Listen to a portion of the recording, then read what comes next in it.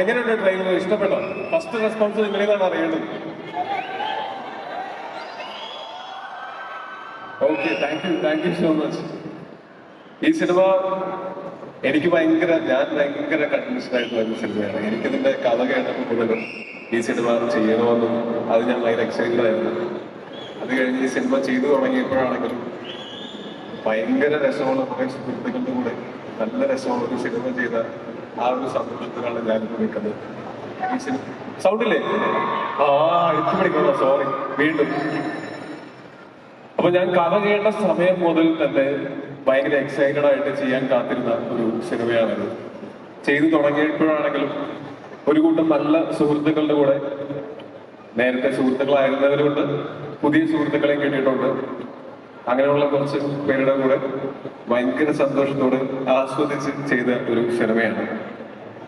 എനിക്ക് മനസ്സിന് ഏറെ പ്രിയപ്പെട്ട ഒരു സിനിമയാണത്.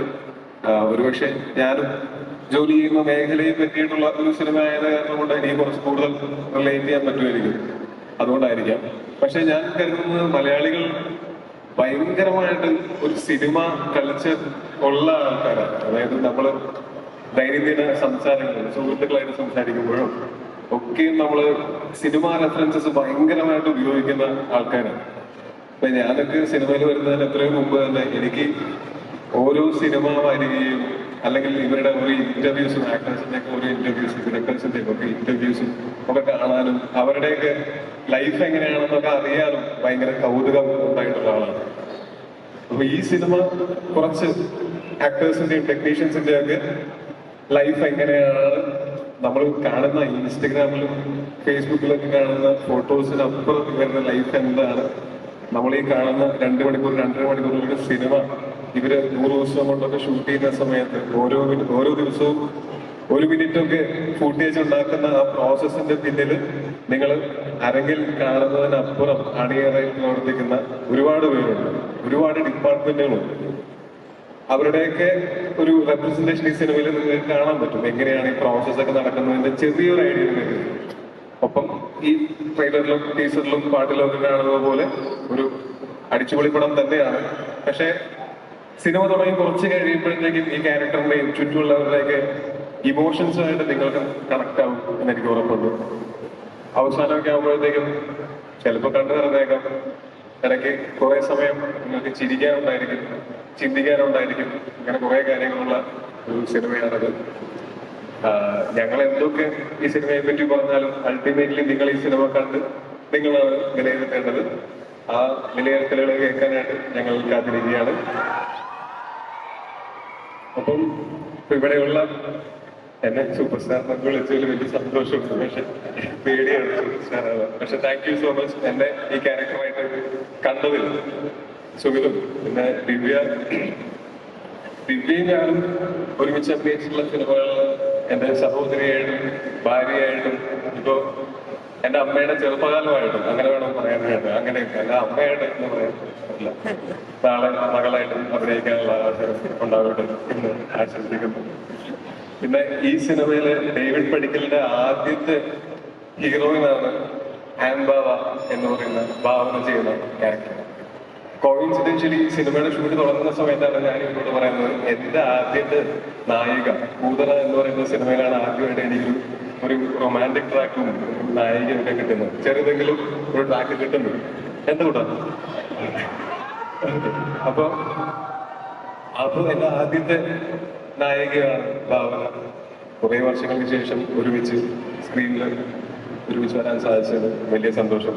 ഞാൻ ഈ ഇരിക്കുന്ന ഓർഡറിലാണ് ഇപ്പൊ, കാരണം ഹൈറാർക്കിലല്ലേ, നോക്കി പറയാം.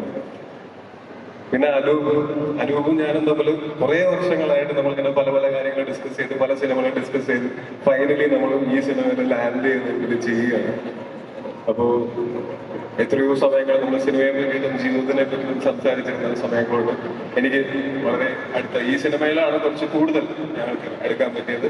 ഈ സിനിമയ്ക്ക് 100% സപ്പോർട്ടായിട്ട് നിന്ന അനൂപും അല്ലനും തീർച്ചയായിട്ടും എളുപ്പമല്ല ഇങ്ങനെ ഒരു സിനിമ ഇത്തരം സ്ഥലങ്ങളിലെ ഷൂട്ട് ചെയ്യേണ്ട കുറച്ച് വലിയ സെറ്റുകളുള്ള സിനിമ എക്സിക്യൂട്ട് ചെയ്യുന്നതിൽ പല പ്രതിസന്ധികളും നേരിട്ടപ്പോഴും കട്ടയ്ക്ക് നിന്ന ആൾക്കാരാണ്. Thank you so much. Allen അതുപോലെ തന്നെ പ്രൊഡ്യൂസർ മാത്രമല്ല, ഇടയ്ക്ക് വർക്കൗട്ട് ചെയ്ത് ബോറടിച്ച് വർക്കൗട്ട് ചെയ്തുകൊണ്ടിരിക്കുമ്പോൾ ജിമ്മിൽ പാട്ടിനായിട്ടും വരുന്ന ആളാണ്. ശരീരമൊക്കെ നോക്കുന്ന ആൾക്കാരാണ്. Thank you so much. അപ്പോൾ ഇത്രയും ഈ സിനിമയുടെ കൂടെ നിന്നവര് ചന്ദുവിനെ ഞാൻ ഈ സിനിമയുടെ സെറ്റിൽ ആ സീൻ അഭിനയിക്കാൻ വരുന്ന ദിവസമാണ് ഞാൻ ശരിക്കും പരിചയപ്പെടുന്നത്. അതിന് മുമ്പ് ഞാൻ മഞ്ഞുമൽ ബോയ്സിന്റെ ലൊക്കേഷനിൽ ഒരു ബ്രീഫ്ലി പരിചയപ്പെട്ടിട്ടുണ്ട്. ഞാൻ സലിവേട്ടിലൂടെ 1-2 പടങ്ങളൊക്കെ ചെയ്തിട്ടുണ്ട്. എനിക്ക് ഇവരെ കാണുമ്പോൾ ഭയങ്കരമായിട്ട് സലിവേട്ടിന്റെ അത് ആ ഒരു ആറ്റിറ്റ്യൂഡിലും ഉണ്ട്. അത് ഭയങ്കര രസമുള്ള, ആരെയും പ്ലീസ് ചെയ്യാത്ത, അത്യാവശ്യം വെട്ടി തുറന്ന് എന്നാൽ ഹ്യൂമറൊക്കെ ഉള്ള നല്ല രസമുള്ള ആളാണ്. ഒരു നല്ല ഭാവിയുള്ള ആക്ടറുമാണ്. ഒരുമിച്ച് അഭിനയിച്ചതിന്റെ വെളിച്ചത്തിൽ പറയാനാണ് ഓൾ ദി ബെസ്റ്റ്. ഗംഭീരമുണ്ട്. ബാലു എന്റെ വളരെ അടുത്ത സുഹൃത്താണ്. ഞങ്ങള് പണ്ട് ഒരു സിനിമയിൽ ഞാൻ അഭിനയിച്ച ഒരു സിനിമയിൽ ഒന്നാലോകമായിട്ടും എന്ന് പറയുന്ന സിനിമയിൽ ഗസ്റ്റ് അപ്പിയറൻസ് അഭിനയിക്കാൻ വന്ന അന്ന് മുതൽ ആണ് ഞങ്ങൾ തമ്മിലുള്ള സൗഹൃദം തുടങ്ങുന്നത്. പിന്നീട് ഞങ്ങൾ തരംഗവും കുപ്പിച്ചിതപ്പേരും തുടങ്ങിയിട്ടുള്ള സിനിമകൾ കണ്ടു. പക്ഷെ എപ്പോഴും നമുക്ക് ഒന്ന് ഫോൺ വിളിച്ച് സംസാരിക്കുമ്പോഴാണെങ്കിലും അല്ലെങ്കിൽ നേരിട്ട് കാണുമ്പോഴും ഒക്കെ ആ ഒരു സൗഹൃദവും ആ മോഹത്തും ഒക്കെ കിട്ടിയിട്ടുള്ള ആളാണ്. ഈ സിനിമയിലാണെങ്കിലും ബാലു, സൗഭികയും സുരേഷ് ഏട്ടനും ഒക്കെ ആയിട്ട് ഞങ്ങൾ 4 പേർക്കായിരുന്നു ഏറ്റവും കൂടുതൽ കോമ്പിനേഷൻ സീൻസ് ഉണ്ടായിരുന്നത്.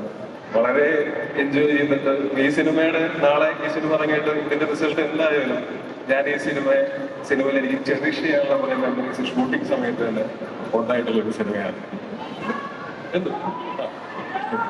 ഓക്കെ. പിന്നെ നമ്മുടെ ഡയറക്ടർ ജീൻ എനിക്ക് ഭയങ്കരമായിട്ട് റിലേറ്റ് ചെയ്യാൻ പറ്റുന്ന ഒരാളാണ്. ഞങ്ങൾ അതായത് ജീൻ പറയുന്ന ഒരു തമാശ എനിക്കും ഞാൻ പറയുന്ന ഒരു തമാശ ജീനും മനസ്സിലാവുന്നു എന്ന് പറയുന്നത് തന്നെ വളരെ എളുപ്പത്തിൽ അങ്ങോട്ടും ഇങ്ങോട്ടും കമ്മ്യൂണിക്കേറ്റ് ചെയ്യാൻ പറ്റുന്ന മാധ്യമമാണ്. ഞങ്ങള് ഈ സിനിമയുടെ ഷൂട്ടിംഗ് സമയത്ത് ഈ സിനിമയിൽ നമുക്ക് എഴുതി വെച്ച് പറഞ്ഞ് അഭിനയിക്കാവുന്ന സീനുകൾ എഴുതി വെച്ച് അതുപോലെ തന്നെ പറഞ്ഞു കഴിഞ്ഞാൽ നമുക്ക് ഒരിക്കലും ആ സീൻ ഞാനൊന്ന് പറഞ്ഞു കഴിഞ്ഞിട്ട് നോക്കട്ടെ. അപ്പൊ അങ്ങനെ എഴുതി വെക്കാൻ പറ്റാത്ത പോലുള്ള സീനുകൾ ഇതിനകത്തുണ്ട്. അതിന്റെ ഒരു ബേസിക് സ്ട്രക്ചർ എഴുതി വെക്കാൻ പറ്റും. അതിന് പുറത്ത് നമ്മൾ എല്ലാവരും കൂടെ ഡിസ്കസ് ചെയ്ത് പെർഫോമൻസിൽ അത് പരമാവധി എൻഹാൻസ് ചെയ്ത് ഇംപ്ലോയ് ചെയ്ത് ചെയ്യുന്നതാണ്.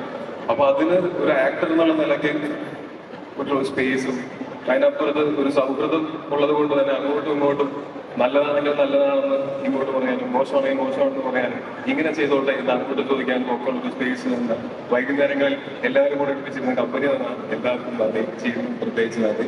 എന്നെ ഈ കഥാപാത്രമായിട്ട് കണ്ടതിനും ത്രൂഔട്ട് ദ ഷൂട്ട് കൂടെ നിന്നതിനും താങ്ക് യു സോ മച്ച്.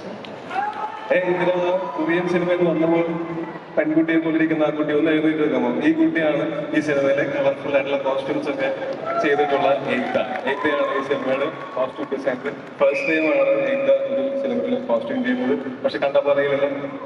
അപ്പൊ കൺഗ്രാറ്റുലേഷൻസ്. ഒരു ഹായ, ഒരു രാജൻ ഹായ്. നിങ്ങൾ അവിടെ നിന്ന് തിരിച്ചെടുക്കുന്നതായിരിക്കും ബുദ്ധി. ഇങ്ങനെയാണോ അതൊക്കെ നീ എന്തായി മനസ്സിലാക്കിയത്?